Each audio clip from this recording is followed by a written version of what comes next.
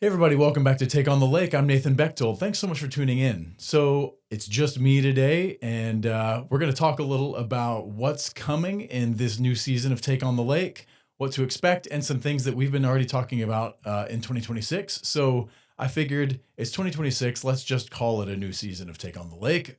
So if you're listening on your podcast app, it might show season 2.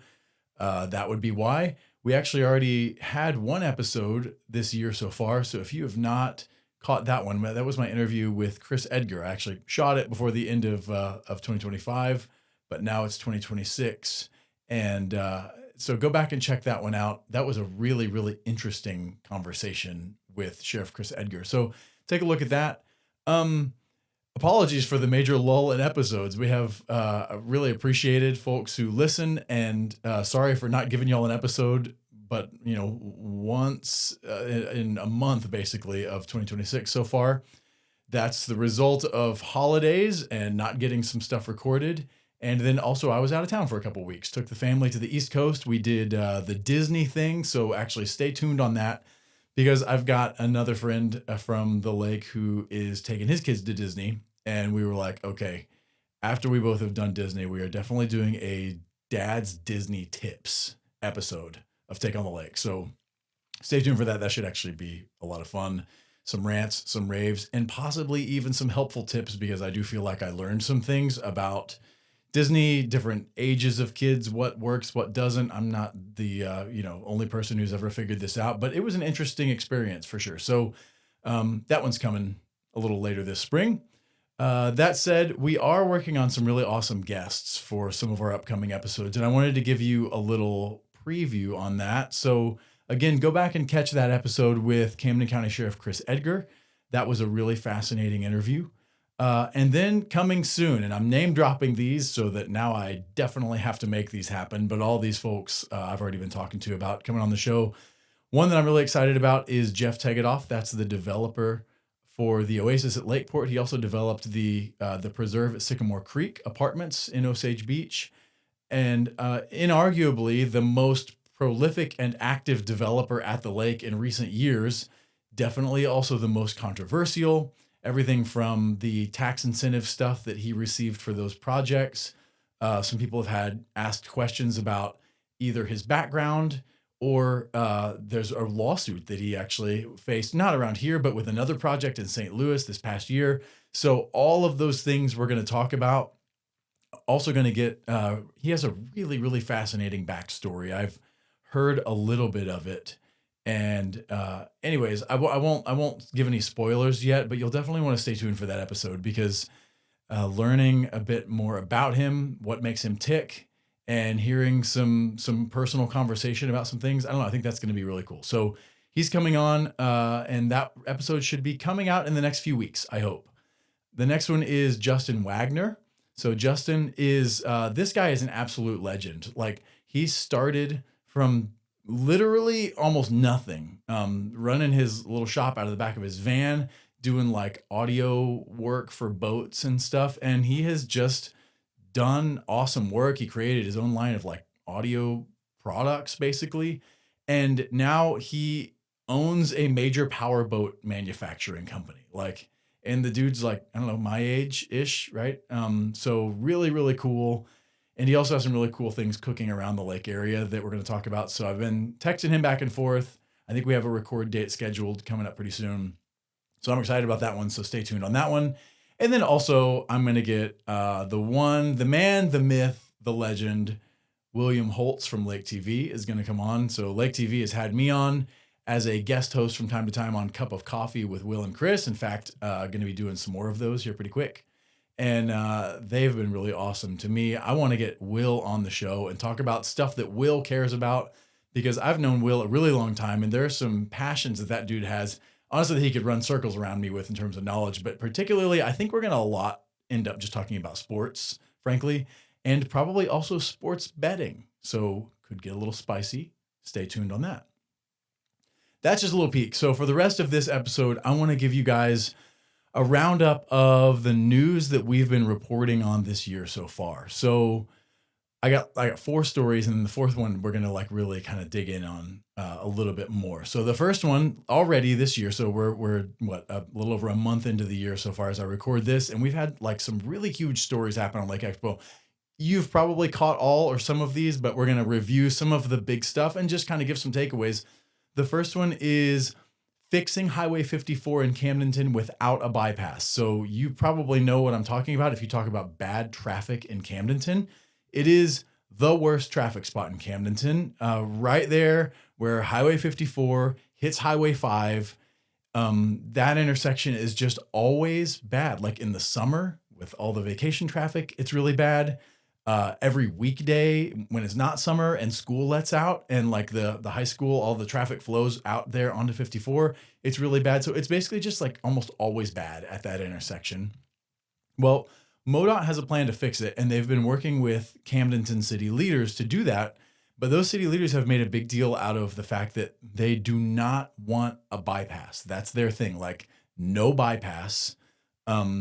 Because that's kind of the go-to when you have like a clogged sort of main artery going through a city. The thought oftentimes is like, well, let's just, get some like available land that kind of loops around the outside of town, and that's easy to do and less expensive and whatever a lot of times than figuring out easements, right of ways, all this kind of stuff, and trying to expand where you already have a lot of pre-existing construction. But I think that Camdenton learned the hard way, or learned from Osage Beach's mistakes, I mean to say. Or I don't know if it was mistakes or if it got thrust upon them. You can kind of, figure that out, or whichever one of those that it was. But you remember that Highway 54 used to be what we now call Osage Beach Parkway, right? So in fact, actually, a lot of y'all still call it Highway 54 because old habits die hard, right? And for the old timers that grew up coming here, they will be Highway 54 until you are dead and gone, right? Like that is not Osage Beach Parkway. But yes, indeed, Osage Beach Parkway was once upon a time Highway 54, and that got rerouted because you remember the traffic, right? In the 80s and 90s and 2000s, it was bad. It was bad coming through Osage Beach because of all the stoplights and all the businesses, and you couldn't make the road any wider and all this stuff. And it was great for the businesses, actually. So it depends on your perspective. Like, was it bad or was it not? But there was a ton of traffic. And so they built that bypass that we drive on now and we call Highway 54. Well, Osage Beach, I would say, still hasn't recovered from that. Like, what it did to the western half of the city in particular was dramatic. And I think Camdenton has seen that. In fact, I know they have seen that because City Administrator Jeff Hooker has talked to me about that very thing. They saw that and were like, we are not going to do a bypass thing. So, okay, MoDOT and the City of Camdenton sit down and are like, okay, what can we do to figure this out? MoDOT has done an entire engineered study on how they're going to fix that clogged intersection between Highway 54 and Highway 5. The plan is that they would essentially widen that area of Highway 54 right through there. And it would basically create like dedicated lanes going each direction that are kind of like a turn lane for people that are on 54 and want to get on northbound 5, because that's where the traffic backs up there at the light, right? And so they would make actually a turn. That's like where Culver's and all that stuff is. They would make a right turn only lane right there so people could kind of just flow through that light. And then on the other side of it, they would create a lane where people are turning, getting off of what would be northbound 5 onto eastbound 54. There would be a lane coming off of there, and actually would be a dedicated turn lane onto the road that's right after that. So that's kind of the plan. And MoDOT thinks that will buy a lot of time, like I think at least 10 years or so in terms of getting better traffic flow through there. That's what they want to do. And the problem is it would take a couple years to get that done anyways. So we're looking at, I don't even know if we'd see that done at the end of 2027, maybe if they started now kind of thing. But they're not going to start now. It's not even going to start in 2026. And we don't know if the governor is even going to release the funds for it. So Governor Kehoe has to actually release the funds that were kind of budgeted for that. That's a whole separate set of decisions. So that's the plan. And that was a big story because I think, A, a lot of people really do not want to bypass. And B, everybody wants to fix the traffic there. So stay tuned on that one. Second story, Mammoth Fieldhouse. This is a huge deal. Mammoth Fieldhouse is a rapidly growing concept in the Midwest where it's basically like a modular sports entertainment complex. So it was just announced that this is coming to the Arrowhead Center development. That's over on Highway KK in Osage Beach. That's like just past Jeffries, where the Arrowhead Senior Living is on one side of the road. Well, most of the other side used to be Dogwood Hills Golf Resort. And now, well, it's mostly empty. So the plan there has been to develop all of that, but they've had trouble getting anything off the ground. So this is other than the senior center, which was built there, and they actually have some additional things coming right next to that related to the senior living place. But um, the Mammoth Fieldhouse is going to be a really big thing for that development because the idea obviously is then it would bring other things around it. So again, what Mammoth Fieldhouse is, you would call it like a modular styled sports entertainment complex. So this is the kind of thing, it wouldn't be like Topgolf brand, but it would be like a potentially a Topgolf type component there. Potentially a baseball, again, not exactly batting cages, it's kind of their own proprietary concept that they developed type component there. There's like a basketball type component. There's like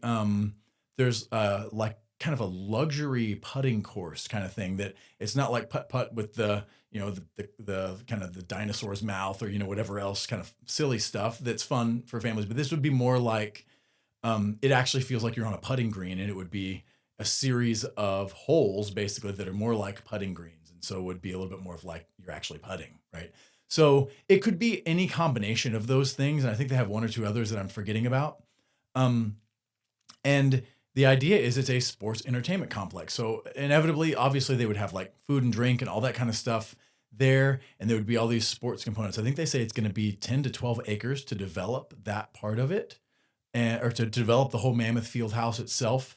And anyways, it's actually one of the owners of that is one of the owners of the Arrowhead Senior Living across the way. So he's got obviously like a vested interest in making that go there and grow, seeing that development grow.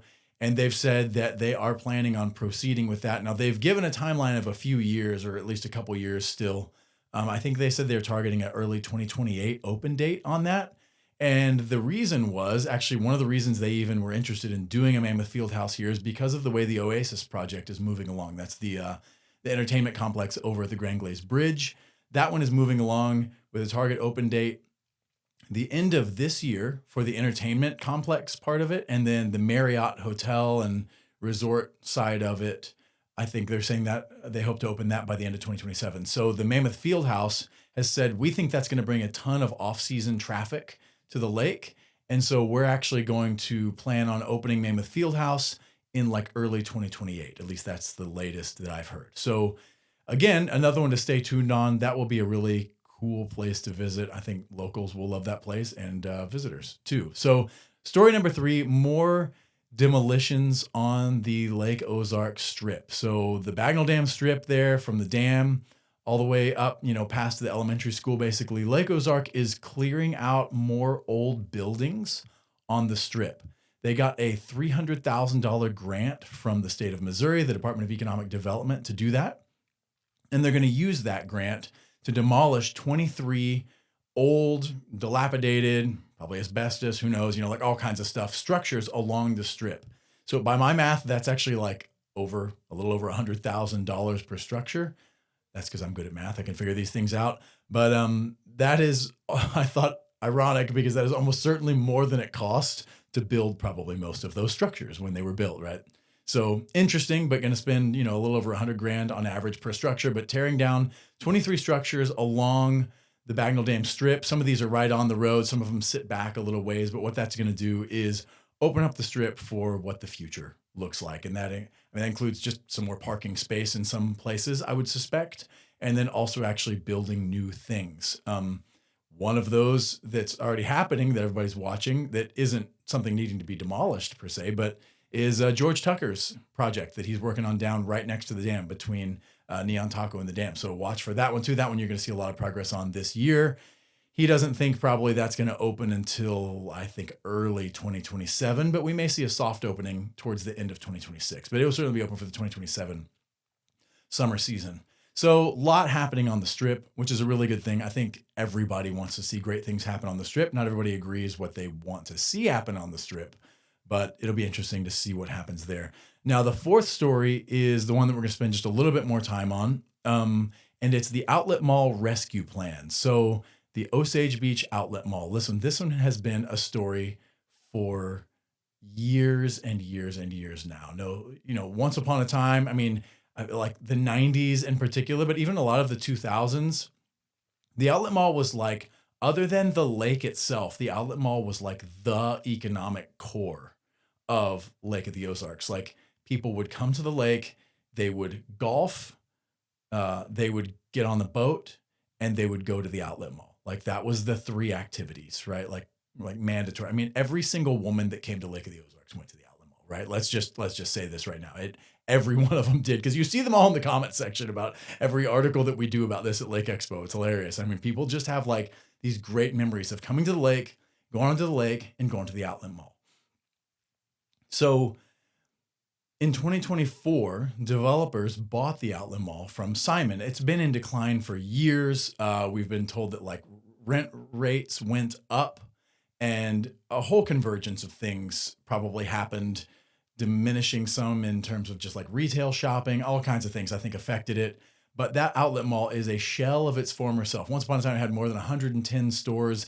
Now it's down to like less than 20 stores. And it's always so bizarre when you go through there and you are like, man, this is, you drive past like 15 empty storefronts to get to like the next one. And everybody knows that it's in rough shape there, and everybody wants to see something great happen there. It's in the heart of Osage Beach, at the heart of the lake. So really cool. The developers bought it in 2024, and we have waited for over a year. They bought it like late 2024, I think. We've waited for over a year to see their plans, and they finally released those plans. So one of the developers is Chris Foster. He's from the Foster family. They've been around the lake for a really long time, done some development, and he's partnered with some other developers from out of the area to do this. They announced their plan. Really, they didn't even announce it. They just submitted the paperwork to the city of Osage Beach for their plan at the end of January. And so that's how we got a hold of the details from that plan, because they submitted it to Osage Beach, and there's quite a bit in there. Now, I would love for there to be more details because there's a lot we want to know, but we learned a lot from it. So they are planning a $650 million redevelopment of the Outlet Mall. That is a huge number. That would be, that would be far and away the biggest dollar amount spent on a single development at the lake ever. The Oasis at Lakeport right now is slated to cost about $500 million to build. And that's mega. And so this would actually go well beyond the Oasis at Lakeport in terms of dollar amount invested. So a massively ambitious project. They have not dropped a lot of names about what's going in there. We know that they're talking to a lot of retailers, but they have confidentiality agreements and all that stuff. So they aren't sharing names of places that are actually going to be coming to this, because this is going to involve like demolition of some buildings, restoration of some other buildings, and then construction of new stuff. So it's, again, they'll use some of what's there and build a whole lot of other stuff. And so it's going to be really interesting to see like, the before and after on this. But basically, they haven't been able to share who has committed yet, or if there even are hard commitments yet from these different ones. But we know one name, Bass Pro Shops. Bass Pro announced in late 2025 that they were going to be coming to the Outlet Mall as like the anchor store at the Outlet Mall. And this is amazing. Everybody's been talking about wanting a Bass Pro Shops at the lake for a really long time. That's like one of the core rumors that gets spread around the lake is Bass Pro Shops is coming. Has been a rumor for years. They've always been like, no, we're not coming. Well, now they are coming. They confirmed it. They like published it on their website with a rendering and press release and all this kind of stuff back at the end of 2025. So huge deal. And they will be, again, like kind of the anchor retailer at the Outlet Mall.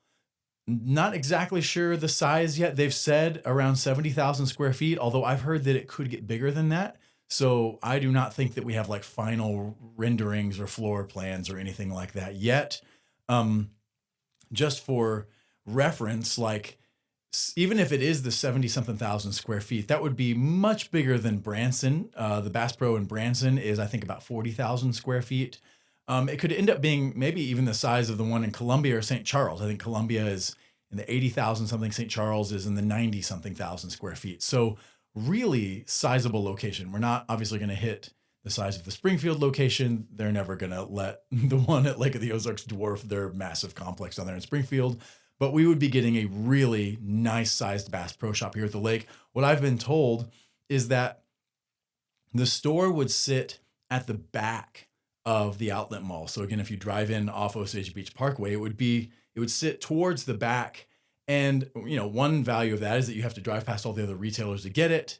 And the other value is it would actually be able to be seen from Highway 54. So the way they're going to do some of that clearing and construction down there from Highway 54, you will be able to see the big Bass Pro Shops up there. So that's huge. That's really cool news.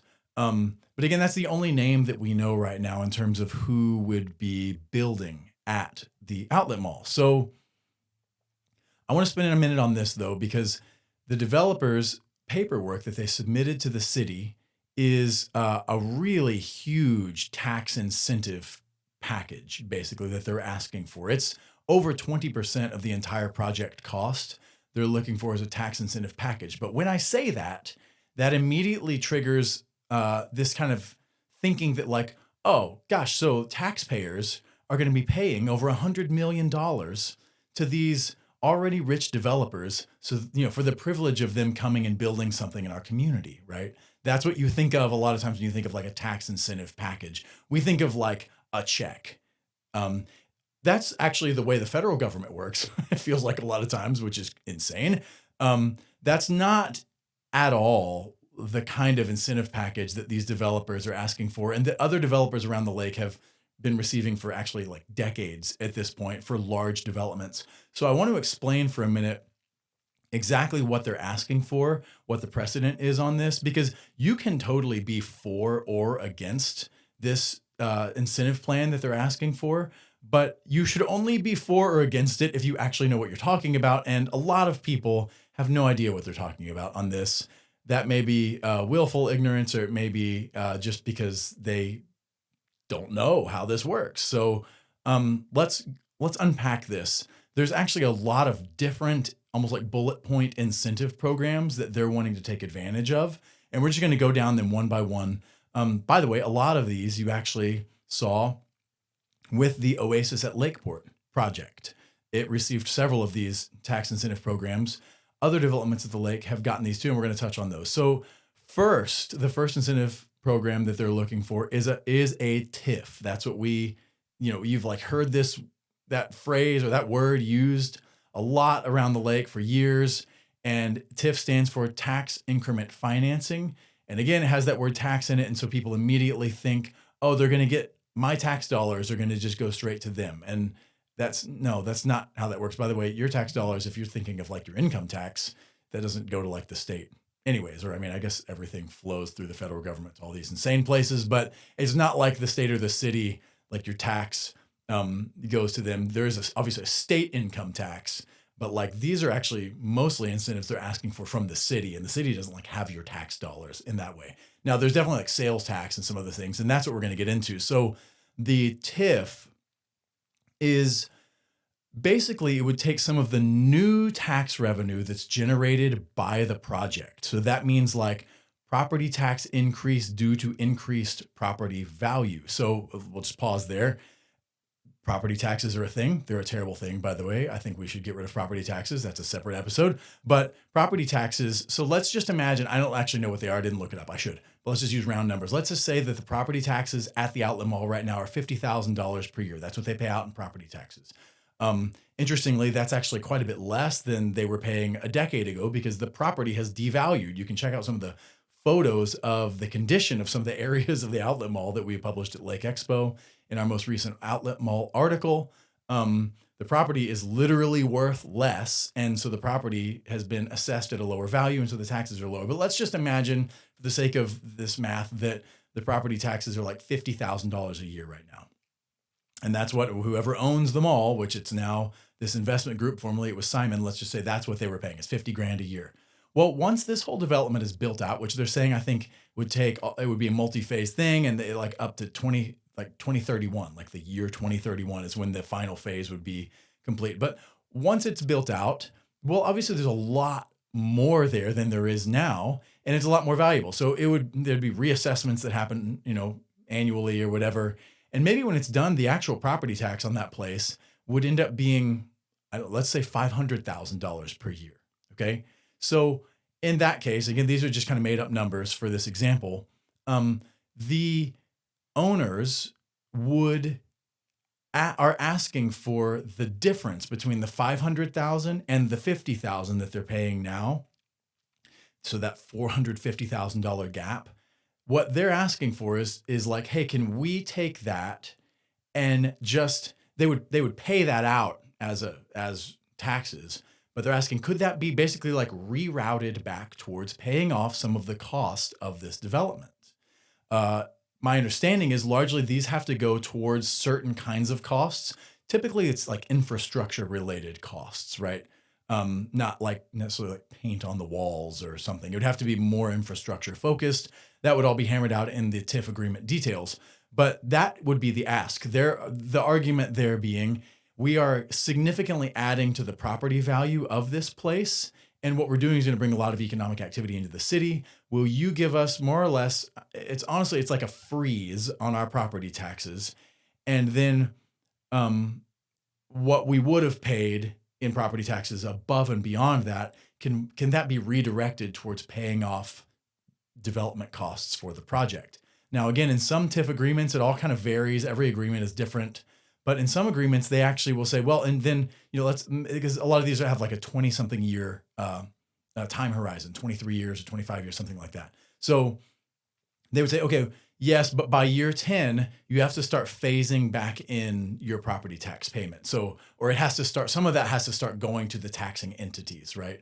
That's county or whatever. So, it can just be 50,000 and then the remainder can go towards paying off development costs.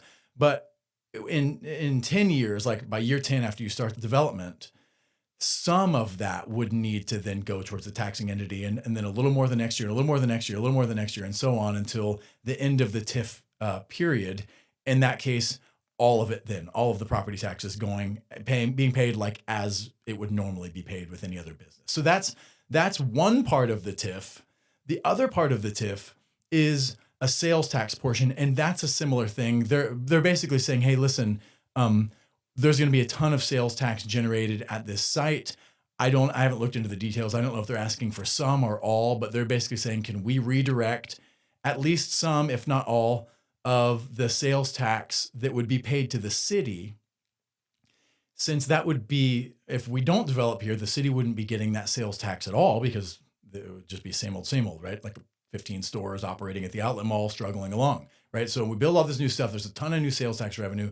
Instead of the city getting that into its general revenues, can those be directed back towards paying off some of the project costs? So that's what that is.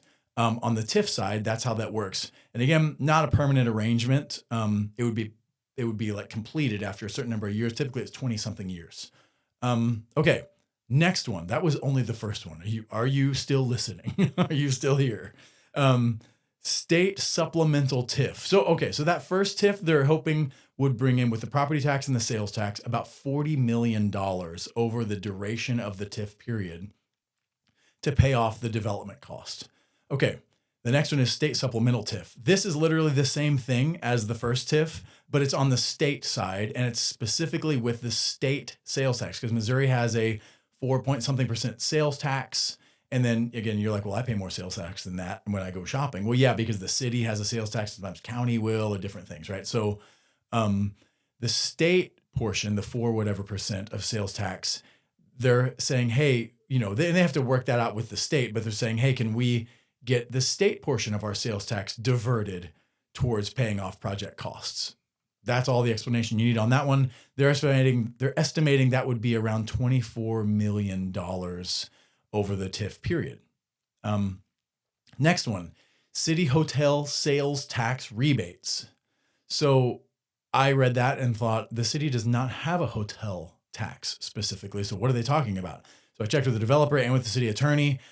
Literally, that just is the sales tax that the city has and like applied to hotel rooms. It's just the sales tax. They have to itemize the hotel room portion of that. I don't exactly know why, but that's what that is, and that would be another $2 million over the development payoff, that whole payoff period. The next one, this is a pretty big one, Community Improvement District, known as a CID. So this is like a special district, like with boundary lines that are drawn specifically for this development that can add an additional tax onto transactions that happen in that development. So this has already been used for multiple developments at the lake. You saw this very thing, the CID, Community Improvement District, at the Osage Beach Commons development over where the Hobby Lobby and those stores are there. If you shop there, there's an additional small tax added onto your purchase, and that is the Community Improvement District tax. You also saw this kind of thing at Eagles Landing, which is where Menards and Buffalo Wild Wings and Kohl's all are there. So that's how that works. The next one is Transportation Development District. And so this is similar to a Community Improvement District. This is a special district that is specifically for this development. Again, they draw, lines around the development basically that would go towards paying specifically like for transportation infrastructure, like roads, parking, like all that kind of stuff, right? And again, this is the same deal. Like there would be like an additional little tax on your receipt that shows up. And a lot of times, I don't know if it's a quarter of a cent or a half of a cent or whatever tax per dollar, right? Percent. That would go towards paying off some of the development costs. They're expecting to get $22 million from the Transportation Development District. I don't know if did I already say this, that from the Community Improvement District, they would expect around $48 million. So from the Transportation Development District, $22 million. The revenue from that, again, would go towards paying some of those development costs. And we already see these around the lake. Pruitt's Point uses this. You actually still notice that on your receipts at Hy-Vee and Lowe's and Target and all that. That pays for the ongoing, like transportation infrastructure costs there, and they're allowed to levy that. Next is Entertainment District revenue. So this is another like special district that's allowed to be created within the boundaries of this development. Missouri law like allows for this, and that district could impose certain taxes on entertainment-focused amenities, or at least it would support the development of entertainment-focused amenities. So unclear whether or not that entertainment district revenue, like would that only be applied to entertainment type stuff? So like if there was like a little venue that they built there, is that where that tax would be levied? I don't know exactly how that all plays out yet, but it would be another special district that's created with a special tax that's levied to support the development of entertainment focused amenities. So again, we don't know what those are yet because they haven't shared. So there's a lot that we still want to know, but it makes me think that perhaps they have some entertainment components planned at this development. So again, to clarify, a TIF and all those tax incentives that we just mentioned are not like the city of Osage Beach having to dig deep in its pockets and find, go search in the couch cushions and all this and fork over your tax money to pay developers for the privilege of bringing that developer here. No, it's actually more like a developer saying two things. First, saying, hey, can we use most or all of the new tax revenue that's generated here at our development to help pay off some of the development costs? And then secondly, can we charge a unique tax just to people who buy stuff here at our development and then use the revenue from that tax, or you call it a fee almost, right? Can we use the revenue from that tax we're allowed to charge people who buy stuff here to pay off some of our development costs? That's what these tax incentive things are. Again, you can be for them, you can love them, you can hate them, but it's important at least that you know what they are. And if you listened this far, hopefully you have a better idea of what they are and what they are not. That's a lot of what's happening at the lake, and we are only in early February right now, and it is shaping up to be a really interesting year at Lake of the Ozarks. Hopefully see the completion of the Oasis project, hopefully see some like groundbreaking and things happening at the Outlet Mall, And again, I think there's going to be stuff happen that we don't even know about yet. So really cool things coming. You guys stay tuned and stay tuned for more episodes of Take on the Lake. I really appreciate everybody who listens to this show, who finds it interesting, informative, helpful. Our goal is to be a resource for things that are happening at the lake so people can understand what's happening in their community, want to be a connection to the lake community for folks. And we also want to ask interesting and challenging questions of people that are doing big things at the lake. So thanks for tuning in. If you would go ahead and like our Facebook page, go ahead and subscribe to Take on the Lake wherever you listen to podcasts and share it with your friends. But again, thanks everybody for your support. Stay anchored, stay curious, and we'll see you soon.